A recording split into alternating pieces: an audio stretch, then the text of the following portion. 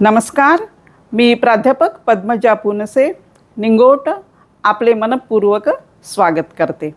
माझे पद्मजा स्पीक्स या नावाचे यूट्यूब चॅनल आहे. या चॅनलवर समाज प्रबोधनपर अध्यात्म आणि विज्ञान या विषयाशी निगडीत दिनविशेष माहिती असते. महिलांसाठी खास टिप्स, ज्येष्ठांसाठी मोटिवेशनल व्हिडिओ आणि विद्यार्थ्यांसाठी स्पिरिच्युअल व्हिडिओ असतात. तर आजचा आपला व्हिडिओचा विषय आहे की जीवनात सर्व काही मिळूनही मी नाराज का आहे, मी जीवनात आनंदी का नाही. तर आपण काय करतो की छोट्या छोट्या गोष्टी अशा जीवनातल्या धरून ठेवतो आणि त्या छोट्या गोष्टींमुळे आपण हातपाय गाळून घेतो. त्यानंतर आपण चिडचिड करणे, तक्रार करणे, द्वेष करणे, संताप करणे आणि यामुळे काय होतं की मग आपल्यावर, आपल्या प्रकृतीवरच याचा परिणाम होतो आणि आपल्याला जीवनातील आनंद हा दिसत नाही. कारण आनंद हा मूळ स्वरूप आहे आणि तो आपण शोधू शकतो, पण ह्या घटनांमुळे आपल्याला तो शोधता येत नाही. लहानपणी आपण काय म्हणतो की मला खेळणी मिळाली नाही म्हणून मी नाराज आहे. तरुणपणी म्हणता की मनासारखा जॉब लागला नाही म्हणून मी दुःखी आहे. त्यानंतर पुढे जाऊन म्हणता की लग्न होत नाही म्हणून मी आनंदी नाही. मग पुढे मूल झालं नाही म्हणून मी दुःखी आहे आणि म्हातारपणी त्या मुलामुळेच मी दुःखी आहे. म्हणजे याचा अर्थ काय झालेला आहे की तुम्ही तुमचा आनंद हा ढकललेला आहे. तुम्ही तुमचा आनंद हा व्यक्तीवर किंवा एखाद्या प्रसंगावर किंवा एखाद्या घटनेवर त्याच्यावर तुम्ही अवलंबून राहिला आहात की ही व्यक्ती माझ्या जीवनात आली तरच मी आनंदी होईल किंवा अशी घटना घडली तरच मला आनंद मिळेल. म्हणजे तुम्ही आनंदाला त्याच्यासोबत जोडलेला आहे म्हणून तुम्हाला तो आनंद मिळत नाही. कुणी सुनेमुळे दुःखी असतं, कुणी सासूमुळे, कुणी बायकोमुळे, कुणी नवऱ्यामुळे, कुणी मुलांमुळे दुःखी असतं. त्यानंतर कुणी जॉब नाही, व्यवसाय बरोबर चालत नाही किंवा मग कुणावर असं कर्जाचं ओझं असतं, पैशामुळे दुःखी असतं. कुणी याच्यासाठी दुःखी असतं की माझे नातेवाईक फॉरेन ट्रिपला गेले, मी जाऊ शकले नाही, यामुळेही दुःखी असतं. पण काय होतं आहे माहीत आहे का की आपण अशा अपेक्षा ठेवतो आणि मग आपण म्हणतो की मला माझ्या मित्राकडून अपेक्षा होती पण ती पूर्ण झाली नाही, मला माझ्या मुलाकडून अपेक्षा होती ती पूर्ण झाली नाही. याचा अर्थ आपण अपेक्षा ठेवू नये का? नाही. आपण अपेक्षा नक्कीच ठेवायला पाहिजे, कारण तो आपला हक्क आहे, तो आपला अधिकार आहे.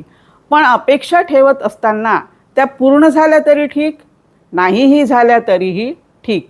मनाला एवढं वाईट वाटून घ्यायचं नाही, कारण तुम्ही जर त्याचं मनावर ओझं घेतलं तर मग काय होईल की तुम्हाला कुठेही आनंद दिसणार नाही. आणि हे बघा की आपण जे म्हणतो की संपत्ती, आता बघा आपल्या लहानपणी काय होतं की गाण्यांच्या कॅसेट होत्या आणि ती आपल्याला संपत्ती वाटायची. म्हणजे ज्याच्या घरी जितक्या गाण्यांच्या कॅसेट असेल किंवा सगळ्या गाण्यांच्या कॅसेट असेल तर तो म्हणजे श्रीमंत व्यक्ती असं आपण त्याला म्हणत होतो. मग ते कॅसेट नंतर गेल्या, त्याचे जे टेप रेकॉर्डर होते ते पण मग कालबाह्य झाले. पुढे सी डी आल्या, मग सी डी प्लेअर आले, मग सी डी आपल्या संपत्ती झाल्या. त्यानंतर काय झालं की पेन ड्राईव्ह आले आणि मग आता मोबाईल फोन आहे आणि आता त्यामध्ये AI सुद्धा आहे. आणि आता आपल्या या स्मार्टफोनमध्ये काय आहे की सर्वच त्यामध्ये दिलेलं आहे, म्हणजे त्यामध्येच आपण गाणे वगैरे सगळं ऐकू शकतो. तर मला हे सांगायचं आहे की आपण ज्या कॅसेटला किंवा सी डीला आपण म्हणत होतो की ही माझी संपत्ती आहे, तुम्ही म्हणायचं नाही ही माझी संपत्ती आहे, मग तुम्ही ती ठेवली आहे का? मला हे सांगा बरं. तुम्ही तुमची ती संपत्ती देऊन टाकलेली आहे किंवा फेकून दिलेली आहे किंवा कुठेतरी तुमची अडगळीत पडलेली आहे. म्हणजे तुम्ही काय केलेलं आहे की जुन्या गोष्टी, जुना जो घरातला कचरा आहे तो तुम्ही काढून टाकला, पण तुमच्या मनात जो विचारांचा कचरा झालेला आहे, जो एवढा मोठा साचलेला आहे, तो कचरासुद्धा आपण काढून टाकायला पाहिजे. कारण काय होईल की तो कचरा साठत गेला तर मग तुम्हाला त्यामध्ये नवीन विचार टाकणे हे अशक्य होईल. म्हणून मग जुन्या अनुभवातून काही शिकायचं नाही असं नाही, पण त्यामधून तुम्ही काय करा की फक्त एक पॉईंट घ्या, छोटासा पॉईंट तुम्ही लक्षात ठेवा आणि बाकीचा जो मोठा विचारांचा कचरा तुमच्या डोक्यात भरलेला आहे तो पूर्णतः काढून टाका. आता बघा, दुसरी एक संपत्ती आपण म्हणूया की पूर्वी आपल्या वेळेस 5 पैशाचं किंवा 10 पैशाचं अशी जर्मनची नाणी होती. त्याचेच आपण गोळ्या बिस्किट वगैरे विकत घेत होतो.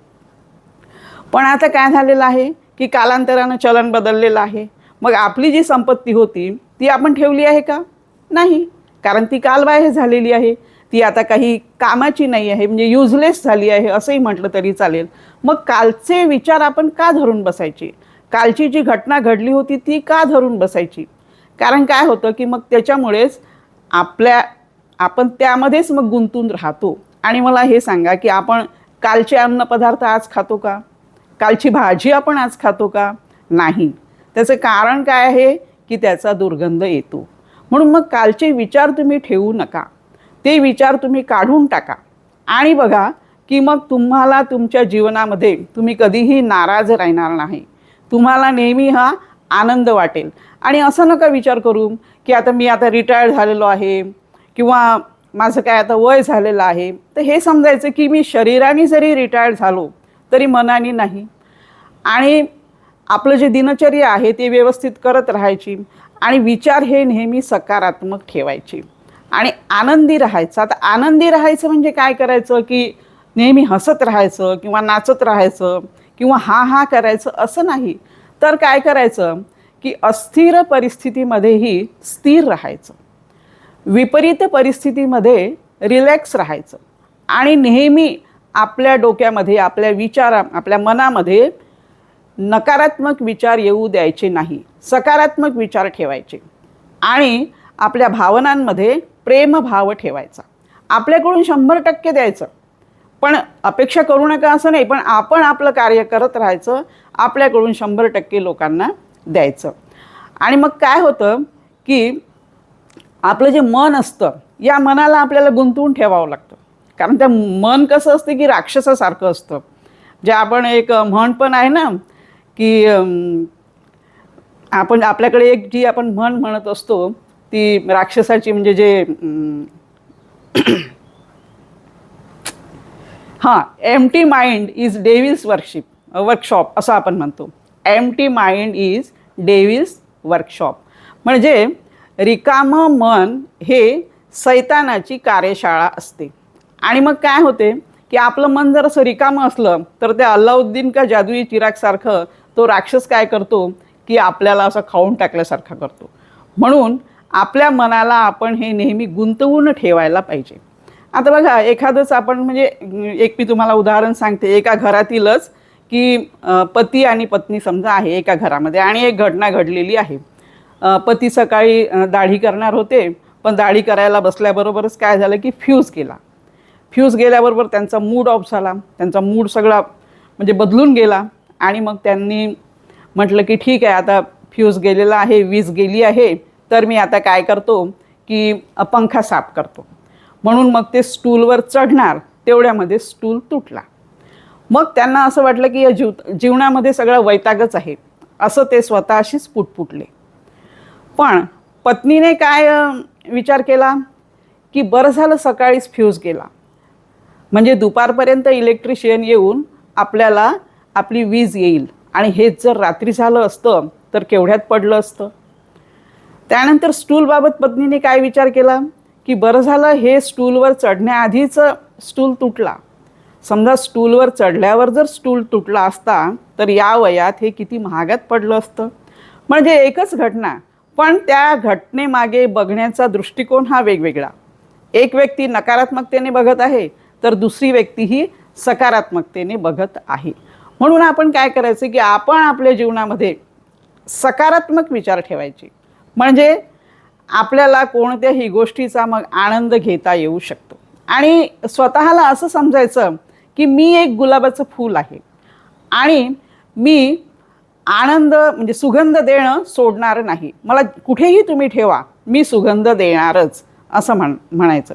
म्हणजे असं आपण स्वतःला ते समजायचं. आणि त्यामुळे काय होतं की आपण जर चांगलं म्हणजे आपले विचार चांगले ठेवले, म्हणजे सकारात्मक ठेवले, चांगले म्हणण्याचा अर्थ की सकारात्मक, तो आधीचा तुम्ही काय करता की प्रत्येक गोष्टीत माझा इथे अपमान झाला होता, माझा त्याने मान केला नाही, मला ती टोचून बोलली, कोणी टाकून बोललं, जास्त मान अपमानावरूनच आपले म्हणजे रुसवे फुगवे असतात.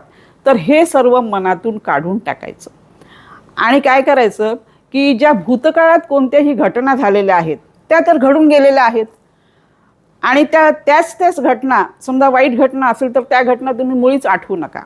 चांगली असेल एखादी घटना तर तुम्ही आठवून तुम्हाला त्यामुळे आनंद होईल. पण ज्या भूतकाळात घटना घडलेल्या आहेत त्यावर तुम्ही जास्त लक्ष देऊ नका. ते घडून गेलेलं आहे, त्याचा आता आपल्या जीवनाशी काहीही संबंध नाही. आणि भविष्यकाळामध्ये आपण जे म्हणणार आहोत की असं होणार आहे तसं होणार आहे, तर भविष्यकाळ ही काय आहे की एक कल्पना आहे. म्हणून आपल्याला वर्तमान काळामध्ये इथेच आपल्याला आनंद घ्यायचा आहे. म्हणून आपण जीवन जगत असताना आपण म्हणजे तुलना करू नका. कारण मग बरेच वेळा काय करतो आपण की आपल्या समजा प्रगती पुस्तकामध्ये आपल्याला ए ग्रेड मिळाला, पण समोरच्याला जर A+ मिळाला तर मग आपण नाराज होतो. आपण हा विचार नाही करत की त्याला A+ का मिळाला, कारण त्याचे प्रयत्न जास्त असेल, त्याचे एफर्ट्स जास्त असेल, हाही विचार आपण करायला पाहिजे. पण नाही, आपण नाराज होतो. म्हणजे आपण काय करतो की आपला आनंद हा असा दाबून टाकतो. आणि असं करायचं नाही. कारण काय होते की हा विचार करायचा की परमेश्वरानं आपल्याला माणूस म्हणून या पृथ्वीवर पाठविलेला आहे आणि माणसामध्ये आनंदाचा खजिना हा भरून पाठविलेला आहे. फक्त आपल्यामधला जो आनंदाचा खजिना आहे, आपल्या आजूबाजूला जो खजिना पडलेला आहे आनंदाचा, तो आपल्याला शोधता आला पाहिजे. आणि विशेष म्हणजे जुन्या विचार काढून, जुन्या घटना किंवा जुनं हे सर्व काढून तुम्ही जर नाराज राहत असाल तर मग त्याला काहीही तुम्ही करू शकत नाही. आणि मग एवढं सगळं आपण केल्यावरही काय होतं की जेव्हा तुम्ही योगा करत आहात, प्राणायाम करत आहात, रेग्युलर तुम्ही सगळं करता, पण काय होते की याचा तुमच्यावर काहीच चांगला परिणाम होत नाही. तुम्ही मॉर्निंग वॉकला जाता, इव्हिनिंग वॉकला जाता, पण तिथे जाऊनही काय, एखादी आली नाही आज एखादी स्त्री तर तिथे मग तिच्यावर चर्चा करायची, किंवा एखादा ग्रुपमधला व्यक्ती आला नाही तर मग त्याच्यावर चर्चा करायची.